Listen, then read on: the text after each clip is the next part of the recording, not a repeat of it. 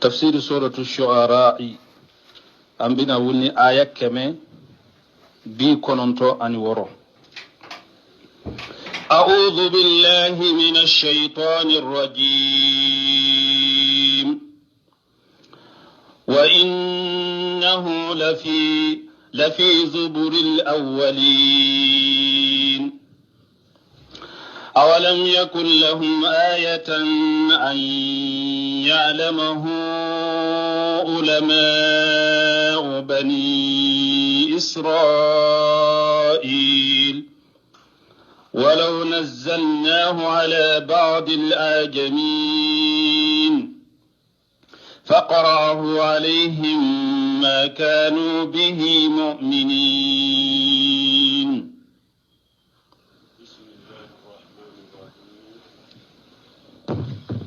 والصلاة والسلام على نبينا محمد وعلى آله وأصحابه وسلم تسليما كثيرا. سبحانك لا علم لنا إلا ما علمتنا إنك أنت العليم الحكيم. أستغفر الله الذي لا إله إلا هو الحي القيوم وأتوب إليه. اللهم انفعنا بما علمتنا وعلمنا ما ينفعنا وزدنا علما. biye sigiri suye hijriya bakele ani kemenani ani binani ani saba shaharu jumada le akhiri minye hijra sankolo woro naye bisu nyotani kononto naye miladi nasaraw ka jate ba fula ani mugani fula sankalo fulo bisu nyo mugani fula naye ambe bako jikorni gorofula masjid salamu kono. أعوذ بالله من الشيطان الرجيم وإنه لفي جبر الأولين. ni aya ala ba fo masamin korota lendo konnin qur'ana min fulani nye ni ala ya akofo وأن ذكر هذا القرآن والتنويه به قرآن كوسما أنك قرآن تتري كوفو لا موجود في كتب الأولين كو أبي كتاب فلولا نينك قرآن كونيا أنا كوفو أبي كتاب فلولا كتاب فلو منتمنا قرآن كو سبيلن بولا المنصورة أن أنبيائهم الذين بشروا به في قديم الدهر وحديثه. قرآن كباريا نبي نيما ويا فوفنا نبي نيما منون تمنا دي بيغالي أني نبي نيما منون نانا جيا لباونا وبينين قرآن كوفو وكاموغوي كنيسون جانوي كما أخذ الله عليهم الميثاق بذلك قم علي الله من ولا نقوي تشومي. قام آخرهم كاتبا في ملائه بالبشارة بأحمد. برسلنكو كاتشيد اللبا وكان نبينو اللبا أولي لا كجو أكاد جماعة كوكما نيغونيا كونيسونجا ني أحمد ميني محمد صلى الله عليه وسلم. minye chidenya bari salam ko kan nabi nyuman laba aye kutuba kala kan mo ye ku ni sonja ka chiden ka kofuye waya ya juma wa qala isa ibn maryama ya bani israila inni rasulullahi ilaykum musaddiqan lima bayna yadayya min at-taurat wa mubashshiran bi rasuliyatin min ba'di ismuhu ahmad. isa yin fo akan mo ye isa maryama denge ako bani sallankaw ni yeciden de kana awma nimbe kitabu cinyatigiya munun temenanye tawreta mba cinyatigiya ewan bawu kibariya fana ni cidenye ciden min bena ne kofe a togo de ko ahmad. isa aye anka ciden kibariya aya fo aka jamai alako wa innahu nin qur'ana min fulani nye la fi juburin al awwalina abe kitabu folola qur'ana ka konya na ka kibariya abe kitabu folola nabi nyuma na nyuma temena chide temena kitabu min dirima qur'ana ko fora kono qur'ana ko sabera akono kitabu be juburu ha huna hiya al kutub ya nuko juburu akoro de ko kitabu jamu juburati wakazalika jaburu bena qur'ana kono yoro dola ko jaburu wa hiya kitabu dauda wa dauda ka kitabu ye wa qala allah ta'ala alakum masamin kurta lendo kayira ko juburu bena kitabu fanala wa kullu shay fa'aluhu fi juburi alako hada madum nyefengo fenke abesebelembe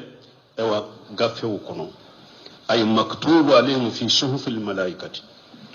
malikaw hada madum be fengo fenke asebelembe malikaw bolo uka gafewula be gafe mi sebe hada madum nofe donc juburi kroire ko kitabu temenu qur'ana ka kibariya sebelembe kitabu temenuna awlam yakun lahum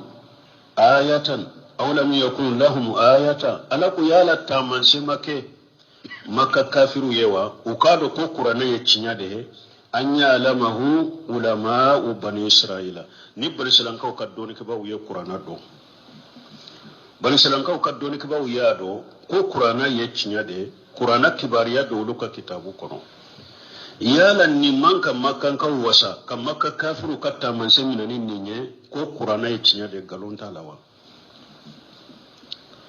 ase qur'ana ka kibariya bari salanka ka doni ke ba mununye doni ke ba mununye nu liman yara ni ciden sallallahu alaihi wasallam ani ciden ka cidenya ana kan manto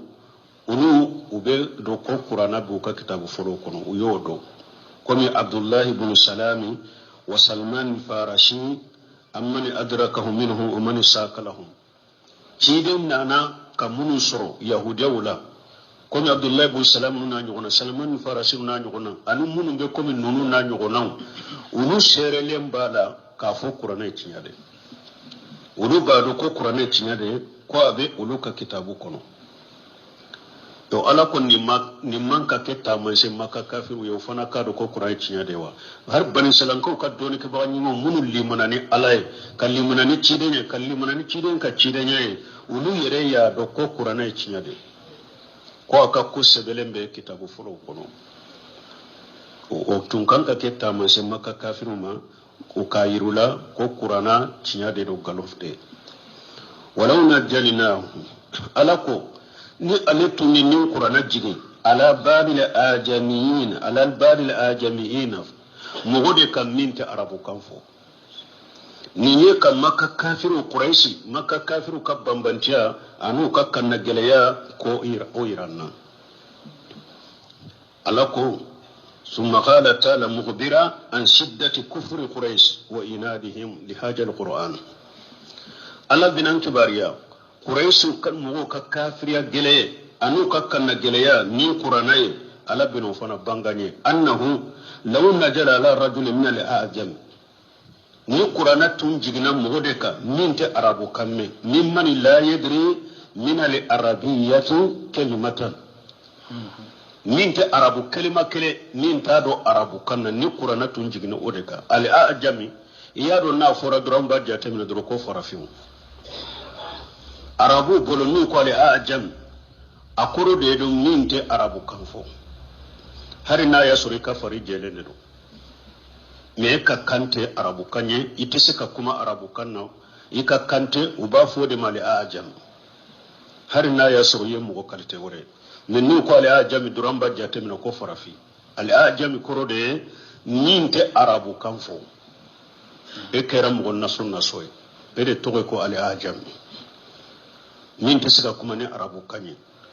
wa unzila alayhi hadha alkitabu bi bayani wa fasahati la yu'minu bihim ni ala tunye nin qur'ana jigi mugode kam minte arabu kando ate har kelma kelendo arabu kanna ni ala tunye qur'ana jigo tigide ka anna atigina na kafaran fansiya maka kafiru ye uka kan jelena utunte so dan ku ka kafira ka gele ani uka kan na geleya ala wadiya to ya wuri lalako walau najalinahu ala badil ajamiina faqarahu alayhim wadatu lako konni aletunyi nin qur'ana jigi mugodo de kam mun teseka kuma arabu kanna faqarahu alayhim na ya akala uka kana qur'ana kala uka ma kanu bihi mu'minina utunte limana na bara bambantiya mumbula kanna geliya mumbula ni qur'ana tun jigina mugode ka min te hari arabu kan meda teseka kuma ne arabu kan kelende kasage kana bekala uka kanna de ute so utunte limana ni qur'ana bambantiya ni kafira mumbula kama akhbara anhu fil ayati al-ukhra kuni alaya kibariya likeni uye ayuka kibariya fu aya wure kono walau fatahna alaihim baban min as-samai ala kunna tunye dado dayele makka kafiru ye shankabala fajallu fihi yarujun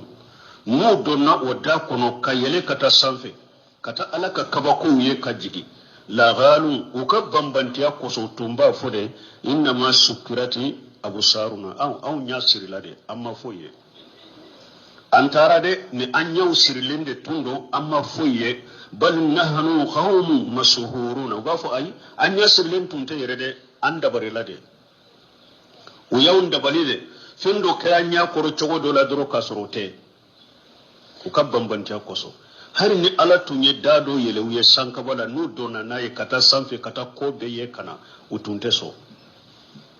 ubafo de kulu ye nduma foye uluka nyaw sirilende tundo ube anya sirile tuntere ne anda barilade fiyon fe anya ye dabalide do anda barilade anyaw fendo keranya ko chogo do la kasorote aya wore kunala ko walau annana najalna ilayhim almalaikata ala ko ni ala tunye malikaw de jigi kana maka kafiruma wa kallamahum almauta nusu kuma nufe umokenu fa kurumunu fatura mu tumbora ka kuma makankan au bora aundela kide min fule ka ce au macinya da ayin limana na yade wa hasarna alaihim kullu shay'in qubula diya fin wofe diya fembe nin tunya abenye suma unu be ka jo unye nyeni nye ka fo ewa makankan ayin limana ni muhammadu ya ala da ya ci qur'ani cinya de ma kanu liyuminu illa insha Allah ara ko hari nin tumbe kera utunte se kallimana abana ninne ala de maso wa qala ta'ala ala ko masamin kurtala ya wure kono innal ladina haqqat alaihim kalimatu rabbika la yu'minuna ala ko cire ma itigi ala ka kuma sabira mugo mununka ko lugu kanyana ma yake kasade katado jannaba ulube to ka kafira de la ko tellimana de ولو جاءتهم كل آية حتى يروا العذاب الأليم ini taman senana uluma utelli man abara funu yella jaba dimine nyu nyala wakati mi nguni nya iranna ko makka kafiru kanna gele ya tumbula kanna gele men kuntun ka gele kosobe ciden ni qur'ana nana uko ye galon tigala de ko ya tiga yere kunde la kafo e wa ala ko hari ni ciden tuntere na to nya jigi mo do de ka fana ninte arabu kamme ni ona na fuye ewa utunte limana ni ofana uteso bambantiya min biula kafira gele min bula كذلك سلكناه في قلوب المجرمين لا يؤمنون به حتى يروا العذاب الأليم فيأتيهم بغتة وهم لا يشعرون فيقول هل نحن منظرون أفبعذابنا يستعجلون أفرأيت إن متعناهم سنين ثم جاءهم ما كانوا يوعدون ما أغنى عنهم ما كانوا يمتعون وما أهلكنا من قرية إلا لها منذرون ذكرى وما كنا ظالمين kazalika alakum maka kafiru ulu fule ka qur'ana galon tige ya cogo mide anu fule ka kafira cogo mide yaqulu ta'ala kazalika salakina takjiba wal kufran wal juhuda wal inada akum maka kafiru fule ka ke cogo mi ciden galon tige ali kafiriya min yi bambanciya kan na geleya ala yodo maka kafiru dusukunna cogo mide ha salakinahu fi qulubil mujrimin aywa bo cogo kene maka kafiru doruntere mugo yitsiyali kilani bambanti de qur'ana galon tigayali kafiriyali bambantiya kanna geleya ala ya do ciyali kala be dusukunna nen cogo kene de no non don maka kafiru dusukun ko cogo mi de uno doruntere ala ko aleye qur'ana galon tigali ni bambantiya ni kafiriya ayake ciyali kela beddu sukun kono nen cogo de la ay adkhalinahu fi qulubil mujrimin nin ciyali nin qur'ana galon tigani aleye nin do ciyali kela beddu sukun kono nen cogo kelena la yu'minuna bihi utalli manani qur'ana abada hatta yarawul azab al alima funnu yalla jaba yawnyana la jabami nabu ladimi fonu yalla jabayna la jabum min bula dimi fayatihum baqtata la jabin binu makatu uka wa hum la yasurun kasuru usumilen talayre la jababina uka usumilen tala utado fayaqulu hal nahnu munjarun nilla jaba jignuka waqti mide wafu yala alabe makorni ke awnyawa yala amba asru ala bula kam makono doni ba afa bi ajabina yastajiluna alako aw be kortoni ala kala jabadela aw bal ma lay ni fote wode firawna so ko utelli manani la jaba utelli mani abara funu yalla jabad dimle nyi unyana abuna kachuka kasuruta kalama una fo a wakati ko yala ala be makono ne ka awnyewa an katubi musa yin firawna danga odela ko ala ka dusukun siri akanan limani abara fo akan la jabaddi minenye anyana awa udwa wujabira firaunaka rabbana innaka tayta firauna wa malahu dinata wa amwala fil hayati dunya kata ayal laba qala qad ujibita dawatukuma anyin ni fokateme suratu yunus der surela nin kere nin duawu ye noto ni firauna la nin duawu ye firauna so tumami waruna fanattum be tojila hatta ida adrakahu al-gharq qala amantu annahu la ilaha illa alladhi amanat bihi banu israila wa ana min al-muslimin wa ana min al-muslimin ala ko ali ana wa qad asayta qablu wa kunta min al-mufsidin ala makalliman yamina tumami ewa kato jila jitoli kuna firauna la ayado chokota la ewa akune limane yanayi ka fo bato fen site nin ka bato chinyaye fo bani silan ka limana ni bato fen minya ewa nkera silamai ala ko ma sisa ako sisa de ebe limana ni ne alai sisa de ebe ke silamai e kera ne ala soso baga ninye e kera chinyeli kera duku koloka ayawre kuna dako falamma araw basana qalu amanna billahi wahdahu kata yallaban tumamu yenne alaka janga kata ye ukalli manani ala kelempe uya on balma hada madden mo minni ala kima karasai sabale karasai sabi ko sanin ki janga kata sani janga kata kana isabi ko de ni janga sani janga kata kana ni matubi ni sabi ko janga kata ni la jaban nale ni ko ibe tubi alamma ko taala atika tubu minade o kofi alako afa bi ajabina yastajiluna akunni alaka janga kata abe korto odela abe korto ni alaka janga kata dila parce que makka kafiru tumba fo watu dola itina bi ajabillah watu dola iro ba fo chide made ko alaka la jabanna tammake ni kon amal limana ala ban halaki ni lalaka la jabani tinya da bi bolo alaka la jaba jigan ka kai kafiru tamanyin nin fo ka ci daune ala kuma yoro de la afa bi ajabina yastajilun ala ko ne ala kala jaba be korto de la abe korto ode ka jigauka afaraita ala ko cide manki bariya imma tanahum sinina ni ne damu di kafiru masanchama ni ne damu do masanchama no yake damu kono summa jahum ma kanu yu'aduna wa kofe ni fenna numa ne millahi do ta ubolo kuma la nyini yomunye ma akhina anhu ma kanu yumattawun ne damu duma ni ne alakalla jaban na numa dongodo hari no ye sancha man de kini sanjaun de ke damu la de ni ne alakalla jaban na numa mbake kalla jaban millahi do tawye na jigunu ka dongodo damu bu borate foy boni alakalla jabala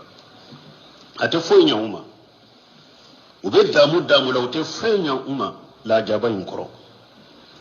ko de yato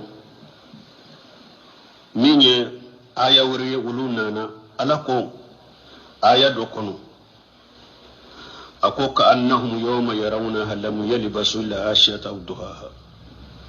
ni alaka la jabanna numa ako hire ba jate mina damu minyire ni si jam minyire de sanchama minyire ni sanja munun kere uyake jian kono de ni danga kata yera ubolo ubafo aw mafo ke jian kono ni wala hakelente ube wala dala kele jiye yire sigili damu janye sigi jammi damu jammi nyire nu ya ke jiyan kono ni la jabanna nu benyina beko ate fo nyuma epi benyina beko amma fo ke jiyan kono ni wala hakelente amma fo ke jiyan kono ni sugma da kelente aya wore kuna lako يود أحدهم لو يؤمر ألف سنة وما هو بمجهزه من العجاب أن يؤمر ألا كدولا كلون دو بافي مشركون الكافر دولا كلون بافي وكاسامبا كلك جيان كونو ألا كهر نية سامبا كلك جيان كونو وتيما بو ألا كلا جابا مني فوي وتفوي نيما سامبا كلا هر نية بلو جيان كونو وتيما بو وتيكيشي ألا كلا جابا نفوي هر نية وكي bal muhammad de awa ni fenwo fenke ni jiya kono komi ayawre nana ma yuguni anhu maluhu ija taradda hada madin nafulu bi bolo ni jiya kono nema bi bolo ni jiya kono ala ko tuma min ne halakin nani ma ikan nafulu te fo nyayima ni ala kala jaban nani ma ni ala ka halakin nani ma dongodo ikan nafulu te fo nyayima tuma min ne halakira hadisa sahalen nana kire sallallahu alaihi wasallam anana hadisa do kunu yuta bil kafiri fa yuqmasu fi an-nar qamsata kire ko yomal fama do uni kafiri bena uba sori jahannaba kuno sinya kele kabo summa yuqalu lahu hal araita khayran qattu wa kofi uba fama yali dallaka heraye abadawa hal araita an-na'ima qattu yali dallaka nemaye abadawa فيقول الله والله يا ربي أبافو أي نكلنني على نتيجي على نكلنني والله ما من مدلك النعمة يمد ملك هيراي كافري أكا سامبا كلني سامبا يريغا وكجيا كونو نعمة لدي نتانك كافري دلو أكيرا جهنم الدنيا نو يا سوري جهنم كونو يوم القيامة دوشيا كله كابو كانيني كابافو على ما هيرا شيا بدا أما نعمة أما هيراي أنيانا أبدا ويوتا بأسد الناس بؤوسا كان في الدنيا أو مؤمن فنا أيجل يسر جيكونو كتم بكا أكيرا سلام أكيرا مؤمن أكيرا أرجانا دنيا جيا بي أنكنت أونك جيا شيها كي جيا مدي كتا على جيا دا فوكتا جيا ولي مؤمن يتورا نجل يسر كتم بكا نمؤمن درو أرجانا دين درو نونا نانا أرجانا فيسبق في الجنة سبغة وباصوري الجنة كنو بادو الجنة كنو سنكلك أبو ثم يقال له وكفي وبافواما هل أريت بؤوس قط يا لأي قليا يا بدوا فيقول الله والله يا ربي أبافو أي نكال نمي إيه الله يمتغي الله نما قليا يا برا نما تورا يا برا أي ما كان شيء كان فوي مكي نما فوي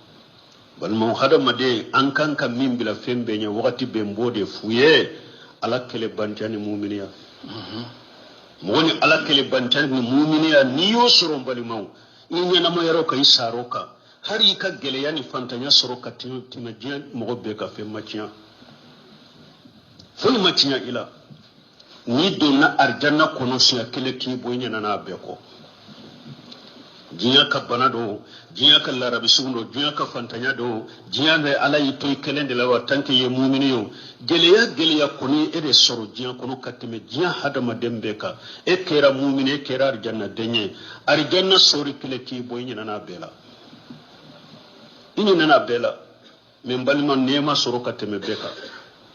nema soro katime beka e ka samba ta iko de ke nyana mayala samba kele ka ke nyana mayala de abe nema abe hera ye hera soro fana katime jiya mo beka de pela jiya da fokata wuli e de hera soro katime beka me nini mushrike ni kafiriya sira lahara yi sori jahannaba kuno siya kele kibo yi nana beko iba fuma hera nyana abada hera matte men krefe abada ala kan nyana ma ya tawhid ka kan fatu tawhid ka ani dina nyuma وما تنزلت به الشياطين وما ينبغي له وما يستطيعون إنهم عن السمع لمعزولون آية وما أهلكنا من قرية إلا لها منذرون ala ko le ma dugu mo si halaki fo ale ye bagabali kala de bilu ma folo ko bagabala ala ma mo si halaki fo ala be cilin de ci ma folo ka bagabali kala ci ma folo ulu ka nya fuye ni huja dorika ima so o wakati ala be la jaba min ki ka jan kono be la jaba jigika na ma jigika jan kono isara ka ikalla jaba bi kono lagara kuma ti bolo yede wodi ato ayawre kuna la kuno ma ala ko ma kunna muajibina hatta nabu asa rasula akwa lete musilla jaba fo ka ci de ndo cima folo la alhamdulillah jihadu de tumbe huja jomugoka jihadu de tumbe ala jihadu de ke sababu ye na be islamiyya dina jense dugu koloka kata wele na sunna do na islamiyya kono afule na masoka do islamiyya kono ate yahudate nasaraye ate majusiye ubaw kele ka faka ka boy jihadu de tumbe islamiyya jense islamiyya konfulola metuma mi sisa jihadu bede me asete islamawiye akele chetu bolo akele minatu bolo tawhiri na limaniyate ko mi sisa jihadu te silama utaki ka jihadu ke jihadu min beke sababu ka huja jomo ka islamiyya jense ka shari ewa ala nana ni alwasailu ijtimai ni siran nunu arajo teleu facebook sisa minye whatsapp ye internet ala nana ni siran nunu nye puru ale ba ka huja jomo ka chokomi ite saka bojja kuna ni huja majoika ye ala yere ka kodo na ka hikimai komi ni jihadu te sisa na be islamiyya charika jense ala nana ni sirawye huja be jobbe ka chogomi odi ato ni jialla je sisa mugo site na be kabru batola ko huja majoaka mugo site abe jinna bato minna ko huja majoaka mugo site jina kono na be mushrika minna tanke abe jamana kono abe kaptalo la be dugu kono la ko hija majoaka foni mugo mimbe kungo kono na re ibe komi kungo kono fe ite dugu la ikungo kono fe la mabe ni mbese ka ke huja majonninka me mugo be jiya jamana do de la ibe dugu de kono ni atigi be kaburu bato minna abe mushrikiya minna huja jora baka huja jora beka wa uhiya ilayya hadha alquran liunjirakum bihi man balagha kala ko ciden ko alay ni qur'ana ala ya awahu nema purunka aw baga nayi anini qur'ana shera mugo ma wadiyato Sheikh Salih Fawzan ni kara ko kaburu batola munun be jiyan kono sisa do ba fo ko kana fo kaburu batola ko ewa kafir huja ma joka ako jombe jiyan kono dugu kono sa jamana do kono ko ni huja ma joka fo ni mimbe kungo kono la fo mimbe kungo kono la ettigelembe mugo ma yere de fo ite sima men nin telefoni kola nin tele kola ni arjo kola ni whatsapp kola jombe ko ema e wa tawhidi kome jombe ko huja majjo ka mushriki ya kola jombe ni ema me ko kaburu bato yi fulanka fo yade foni te jamana do kono te dugu kono pewbe kungo kono na la ikele fo te shimay donc ode ya to ala nanu nimmina wuye ake aldiara mo mi nyamadda mo mi hari idale idilanka bi ala be huja joy kay idale idilanka misiru yere bilade ko ka kuma ka giri vraiment ka kuma ka giri ne ma ode ya to ne ta Allah me salli ka boy ka tada dondola doba fili ka idale ka wasapukul fona do ya la me jonya ni cima kana ni sugu cinne ma yi a ci kunya lai huja de joy ka ho banna tanka ya me hari kana ke huja jori ka kuma tibolo la khara ala fule ko de foya uma ahlakina min qaryati nima dugu mo si halaki illa laha munjiruna fo baga balika law do de bula mumbu baga akana nin kede nayin nin ke ala ben nin ke awla jikira wama kunna zalimina dugu mo tusite ni baga balika do ma ci awma jikira nimbe na hakili jiki ka huja jo auka ka hakili jige ka huja jo auka wama kunna zalimina mugo ni ala ye dugumo dumolo halaki jiyan ube ni halaki lagara ni la jabal lagara ma mo shitono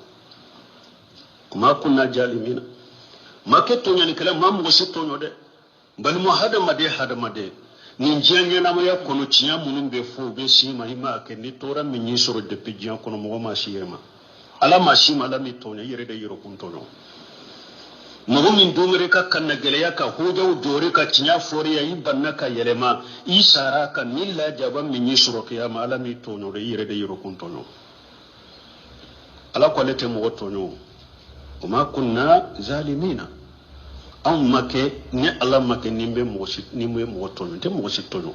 mo illa la jaban min yisro babali kala nani ma hoja jore ka ima so de ima mede wode ya to ila jabara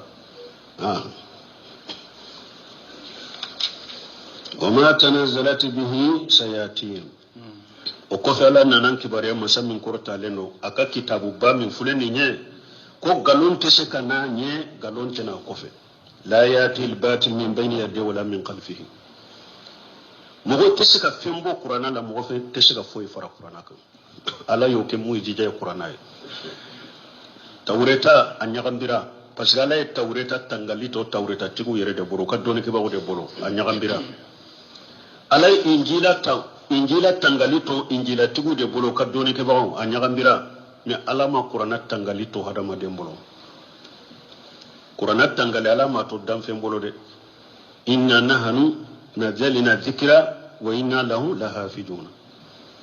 ala ko ale ala de ye qur'ana jigi ko ale ala yere de be qur'ana tanga hadan finte qur'ana tanga ni qur'ana tumbe dan fun tangali de la sisa ba soro kafiru ye fere doke ka qur'ana de turu ka bo jian kono yere mais c'est kuma yala al wara wal barra kitabu do de liqahatani ako kafiru ni yahudiyan de la ka ernyo badoke ko fere min bettige islamiya la ko to ernyo doko ako islamiya tanke qur'ana be kala islamu be qur'ana kala ka koro kala ibe barake nay mo wote se islamiya la kafiru do yenni fo ernyo yorola do sigila ya suru ni qur'ana fana de tara qur'ana dale me bolo ernyo ni annaluma do ko ni qur'ana ko ayata ka farafara ernyo ni ma ko ne nyana mbe hakkili ma ko de la men nyana ne ma mira mbe fato ya kola ako ni min qur'ana be farafara jiya ka qur'ana be ya be fara nan ko kan ni qur'ana to ya be tinya nin cigo de la jiya ka qur'ana be fara wada wa hada ma de mbal mo jiya qur'ana be ka tunu de ala ye qur'ana be la mo disi kono be jiya kono sisa u be se ka qur'ana be sebe ka dima ana ka tommina ka fembe fo itaje fi suzurul ladina utul ilma fi sudurul ladina utul ilma ala ko qur'ana be mo disi la doni dira mo munuma ala de nin qur'ana tanga mamuna minya abdullahi ibn humaydi abe qisa do fo mamuna ka kibariyala nasara do de do nasara kamane do de mamuna ma nasara in sebeli kany hakili nyuma bala ay mamuna fo mamuna ya laje ka laje ya do mo min do hakili mado ay sabani de ka sebeli kany ako islam de wa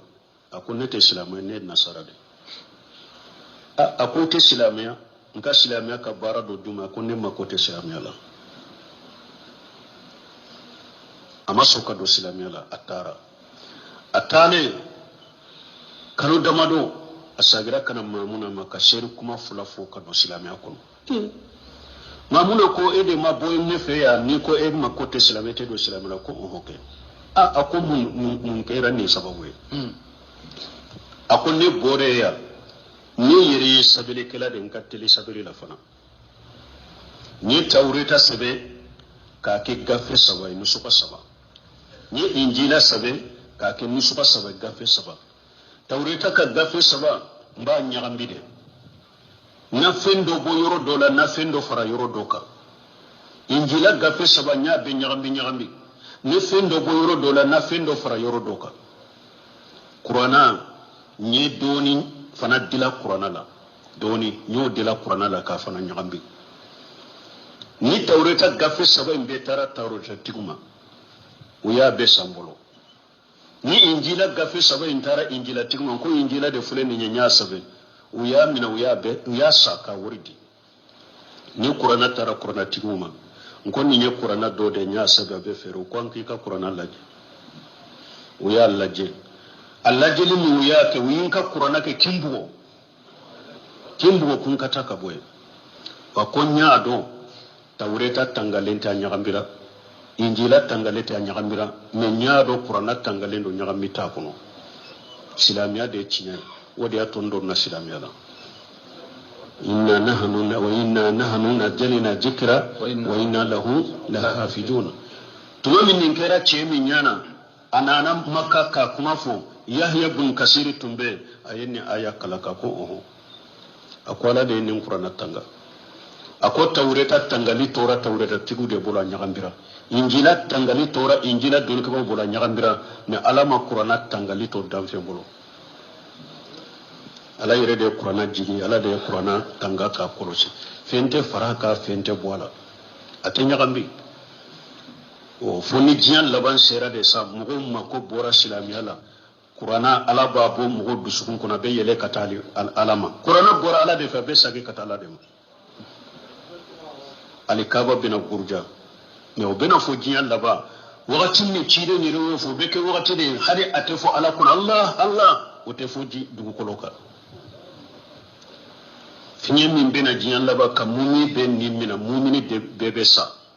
ato bebe to kafiri ni mugo jugude wala alabe ewa alikaba mugo bila bina alikaba gurja ka boy briki kelenkele ka briki kere mu kata afili baji kono qur'ana be yele kata alama ni wotea mo wote sen qur'ana la oda tola ko wa ma tanazalat bihi shayatin ako shaytanin ni qur'ana majigi koy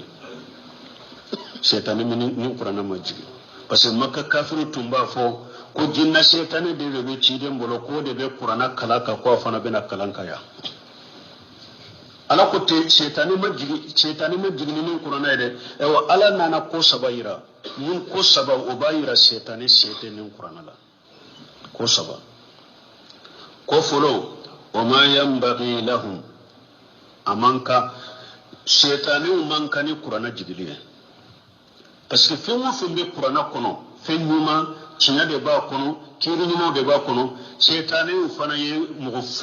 fili lendo galonti galaw de do fashidu de mo cinya lew de do o ma yanbaghi lahum amanku uye ma yaskati aman ni folo amanka uye amanka shaytane ka jigini qur'ana wuna amanka ninte kelewa fulanno o ma yastatiuna utesa qur'ere jinna tese qur'ana qur shaytane tese qur'ana qur koy utesa qur ni fulanay sabana ani sami la majuluna qur'ana be meyuro mi ka jiginaye shaytane gennendo ka bo yoro lade shaytane be ge ka bo o yoro lade ko saba min ba yiranna ko setane ka kotenin qur'ana folo una jigili manka una manka fulanna utese sabanna qur'ana be me yoro mi ka jiginaye setani gennendo kabo o yoro male ko setani ya afo akushi ewa uko aya walau وما يشتمون ولو أنزلنا هذا القرآن على جبل لاريته خاشيا متصديا كايرا كو أتسي أكرو أنا كوني ألتو نين قرآن جيجي كبا كردك كلودك كوي تنبا يا بيتشي دي كوي تنبا يا كلو بيتشي كو أتسي أكرو ni ala ko fana ko ma bonendo qur'ana bake ka fo yoro mi setani genendo ka bo yoro la o ma bonen ka bo yoro la basibe sanka ba falendo tangali kala de la malikaw nube sanka ba tanga ka kolosi ni setani munun ko be yere nyugon ka kata lameli ke ube dolo tasuma lama de filiwula ku begge kajige jina yere yo fo wa anna لمسنا السماء فوجدناها ملئت حرسا شديدا وشهبا ko au ni sankaba laje ko ambetai anya suru sankaba falendo ewa tangali kala de la munu ka tangali ka gele kata sankaba ma wasuhba ani dolo tasmala mo o beg sankaba falendo ni nununde wa anna an jinnan kunna naqudu minha maqaida lisamui sigi yoro de tumba on bolo sankaba ina nambeta sankaba ka kibariya lame sani qur'ana ko in kadamina famun yastamil ana yajri lahu shihaba rasada min mugo ko ibeta lamalike sisa ibe dolo tasuma lama de do soro nabi makono Allah akbar itara durabe filima kata uka kuma laba amu arada bihim rabbuhum rasada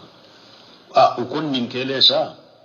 yala alaye hera de nyini dugukolo dunke uyewa ube utuguye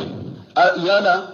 ko jugude lanyini nani dugukolo dunke uyewa ube utuguye hera de nyini nu yanta do kono donc qur'ana be bo yoro min balimo shetane ka kote qur'ana tumbe bo ala de fe ka fu jibrila bana fu muhammad sallallahu alaihi wasallam jinnu ka sente qur'ana qur'ana tangalendo ka bo uma فلا تدع مع الله إلها آخر فتكون من المعذبين وأنذر عشيرتك الأقربين واخفض جناحك لمن اتبعك من المؤمنين فإن عصوك فقل إني بريء مما تعملون وتوكل على العزيز الرحيم الذي يراك حين تقوم وتقلبك في الساجدين إنه هو السميع العليم. يقول تعالى آمر بعبادته وحده لا شريك له ni ayala ala ba fonye musammin kurtale no kanya mariya kwanka le ala kilimpe upato an kana foi faraka o mugbira anna man ashraka bihi ajabahu kan kibariya fana kunni mogo fulana farane ala kay bella jaba fala tadu ma allah ilaha akhara ikana bato fengure bato kafara alaka kana bato fengure wele kafara alaka ni du'a forate du'a woni masaila bala du'awu al-ibada be du'a kono du'awu ni masala e munye ka ala deli aka garjage dima ka ala deli aka hera sama kanaima ka ala deli tora mimbe ka ki aka boyka ala deli uba fonninde ma du'awu li masaila du'awu li ibada e munye ka kantibeli ke alaye ka dafali ke alaye ka salli ke alaye ka sujuru biyaye uba fonninde ma du'awu li masaila ewa kana nunun ke fenwore kafar alaka kana fenwore wone ko aka hera sama kana ema uba aka tora bote ka bo eka uba aka denta ka dima minte alai kana tasubiri bi fenwore kana kantigene ke fenwore kata dama kasi fenwore la kana ti idafale fenwore la minte alai ala ko kanu kede na ko farati bi ma la ilaha akhara bin min fulade du'a wali masal du'a wali ibada kana ke foye ni ala kelen pe wute ni ya ke do ala ko ni ya ke itara fengure wala minti alai itara fengure bato minti alai fatakuna min al muajjabina ibe ken la jaba moye ibe ken moye mo min bella jaba qiyama janga kata bi so qiyama de ibe ken moye mo min bella jaba donc ni nyaayira hadama den kelen kelen yire kolosi flan ka foyama fengure waleli kafara ala kanake fengure batoli kafara kana kafara ala kanake iyake yire la jaba de fatakuna min al muajjabina ibe ken la jaba moye o ko fe ala ko wa anzir asiratakan al akhrabina ala ko tibe ikabbal masru bagaba ikabbal masru wala uka ala kelimpo bato numa ala kelimpo bato janga kata mun busoro diya janga kata mun busoro la gare ka fuye ikabbal masru bagaba ninta awuli ninta bali ko tiden ci rabbema ninto wuli de anya mariya bal masru ka wa bagaba anya mariya fana jinya be ka bagaba هنا أنا أيورنا لتنزل قوما ما أنزل آباؤهم فهم خافلون هنا سورة ياسينكم لتنزل القرى ومن حولها كنوا كم مكان كو بغبغا أني دغو بمكة كرفة ويجينا بيه لأنزلكم به ومن بلغ كنوا كبغبغا لك إن كبغبغا لك أني قراناي أو بغبغا قراناي أني قرانا سيرا مغومغوما ayawre kuna ala ko man yakfuru bihi min al ahjab fannar maw'iduhu ala ko ni mugo kafira ni qur'ana jama mun fule jiya kono ni mugo kafira ni qur'ana tasuma de bilalinye inya yira cide wori in cira be ma de ne ni nyekere kere le fana ye be ka cide nya le be ka bagabali be de mi ala ya nya maraka ka bal masruf na bagaba dama ulu fana ka bagaba wa aqfir janahaka liman tabaka min al mu'minina awa ciden mu'minu mun fana tuguru ko usonni ta mun tuguru ko ire majiwe sanan ka so yorola ni ko cide bagabagali na ko ka bal masrub bagabago ta bal ko cide ne bagabal kata jiya bema anyi aya wudo fo hadisa do yemuni bun ka siri ko anana shi muslimi kono ciden ko wallazi nafsi bi yadihi akon kalna nim masannin be masammin bono la yasmu bi ahadun min hadhihi al-ummati yahudiyyun wala nasraniyyun thumma la yu'minu bi illa dakhala an-nar kiden kon kal nim masannin be masammin bono nim man to laba mun fule jugu kolo kasisa nim mo yenne kiden kibariya me ekera yahudiya ekera nasara o ko fi man limananin ne ibido tasuma kono de yahuda be jiya kono nasara be jiya kono ni maso ciden ka ciden ya man limanani ta be kafiri abe kafiri ewa afi mo fe nasara ka min bilalu nya jannaba tasuma de silamawte de o ko fe ambina ayala waqfir janahaka liman tabaka min almu'minina ewa alakum ewa waqti sera la sefolo hadisa do be ukacha esro be sakafu mbedoke wanjira asirataka li aqrabina o ni ala sunnasini waqfir janahaka bina wuli wala ni hadisa mun nanan ni nakika bal masru baga anni ibn abbas radiyallahu anhuma qala lamma anzala allah azza wa jalla wanjira asirataka li aqrabina akutuma mi ala ya aya jigi ciden ka kuy bal masru baga atan nabi sallallahu alaihi wasallam saffan فسعيد عليه ثم نادى تيدنا نصف كلمة أيرلاك أيوللك يا صباحه عربو بني فودي مانا كرودي سوما جوغو بنا بي أوكا سوما كلي بولو بنا أوكما tuma me kiden ni fo ni arabu ba fe be ka fara nyugonka ubeni na nyugona fo فاستمع الناس إليه بين رجل يجيء إليه وبين رجل يبعث رسوله تمام تيدن ولا صف أي لا صف كلك كان فو بيفر لا نيون كاي ني نيري بينا وبينا هر ني مومي من نالي سورني وجرا بالا اباكا تيدن ناتي ابي مودو تي انولا وبينا فقال رسول الله صلى الله عليه وسلم ألك تيدن كو يا عبد بني يا بني عبد المنطلب أكو عبد المنطلب الدون يا بني فهري نيني اوا قريشكا ما اوا كم مغفلو دودي أكو فهري قبيلة أفليكا قبيلة ودي ولي أكو فهري الدون يا بني لواي الدون أرأيتم لو أخبرتكم أن خيلا بصفه هاج الجبل أقول يا لنين يا كباريا كو جوجو فلي نكلو كرفه تريد أن تغير عليكم صدقتموني نين كو كله بولو بين نكلو كفشيسا وبنا تشو أو كاو كله أبنتنا تجيبا قالوا نام كونه نيا يا فامبيتشي تجاكي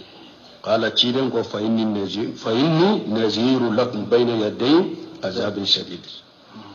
أو أقول لما نيا أوما بغبغلي كلايرة نيمبو بغبغا أكا أنا كلم تو باتو سن الله جابك نوصر منك جلي فقال أبو لهب أبنانك أبو لهب قل تب لك شاعر اليوم أكو هلاكي بي تويمبي هلاكي بي تويمبي أما دعوتنا إلا حاجة إما أول فوي كما ننتي وأنزل الله تبت يدا أبي لهب وتب نفول عليه من سورة جيكاريكا كاكا حلقي فو كاكا جهنم كله فوائد أنا نمبا عائشة بولو قالت لما نزلت وانزل أسيرتك لأخرابين أقول تمامي آيات جينا كوي كبال مسروب بغا قام رسول الله صلى الله عليه وسلم على كتشيرين ولله جورا فقال يا فاطمة ابنة محمد أكو فاطمة محمد الدموسو يا صفية ابنة عبد المنطلب أكو صفية عبد المنطلب الدموسو يا بني عبد المنطلب الدم لا أملك لكم من الله شيئا سالوني مما لما شئتم لا غرا نتسقى فوين يوم أيدي مجيء كنون كان نفر من بيمبلو أين دلي ولم بمين دام بعد أوما هذه سورنا أنا والنبي هريرة قال لما نزلت هذه الآية وانزل أسيرتك الأقربين أقولت مني آيات جبنا يبني مسرو وبغبغا دا الرسول الله صلى الله عليه وسلم قريش جيرين قريش كان كولي فأمن وقصة أيهرب ولي وكوفي كمغودو كركرك ولي فقال يا معاشر قريش نين يهرب ولي لي أقول قريش جماعة أنقذوا أنفسكم من النار أيا يركلوا شلا يرتنغ جنة تسمما يا معاشر بني كاب الدون أنقذوا أنفسكم من النار أيا يركلوا جنة تسمما يا معاشر بني هاشم الدون أنقذوا أنفسكم من النار أيا يركلوا جنة تسمما يا معاشر بني عبد المنطلب الدون أنقذوا أنفسكم من النار أيا يركلوا جنة تسمما يا فاطمة بنت محمد أنقذي نفسك من النار فاطمة محمد الدموسو يركلوا جنة تسمما فإني والله نكنني علي لا أملك لكم من الله شيئا أنا فإنتسك فين أو يلاغرا إلا أن لكم رحم سابنها ببليلها من نتاي من يننا وچه سنجي بنانو وچه ديا كونو بسك سنجي انتغنا وچه من لاغرا انتسك فين يوما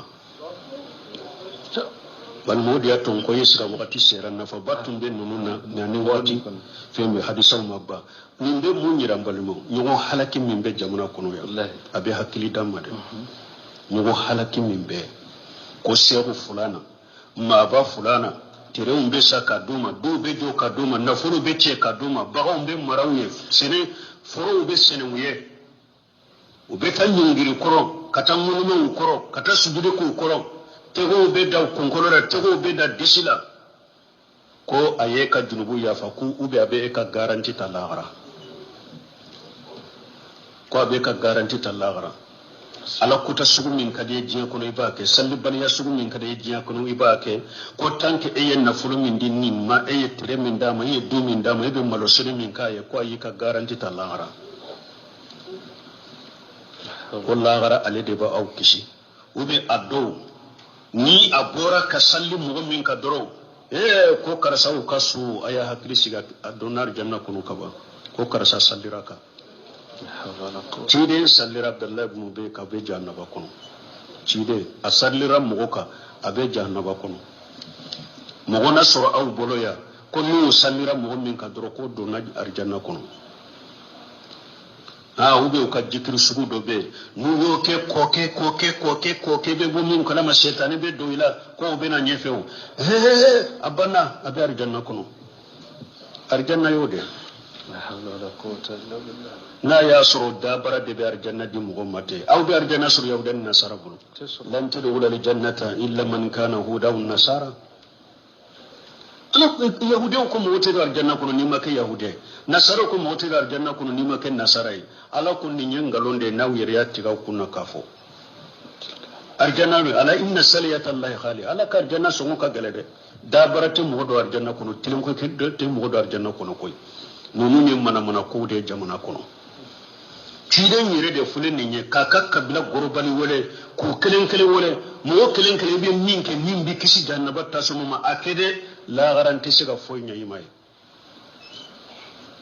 mo gona sura o bolo ko baw ka garanti ta mo gona sura o bolo ko ni tiiden na ka jama ba fa aw tani aw fana e wa sheguna ka jama ba fa nin ti ki yere halaki tiyana mo ki nege me yere ki yere nege ki yere halaki o yode alaka kisi kantanga alaka hakimande de jamana dawma ya fo chogomi fe chaman tumbe ya mi alhamdulillah la ya ngar jage ken nindela subhanakallahumma rabbana bihamdika ashhadu an la ilaha illa anta astaghfiruka wa atubu ilayk tafsir suratu shu'ara ambina wuni aya keme bi kononto ani woro أعوذ بالله من الشيطان الرجيم وإنه لفي زبر الأولين أولم يكن لهم آية أن يعلمه علماء بني إسرائيل ولو نزلناه على بعض الأعجمين فقرأه عليهم ما كانوا به مؤمنين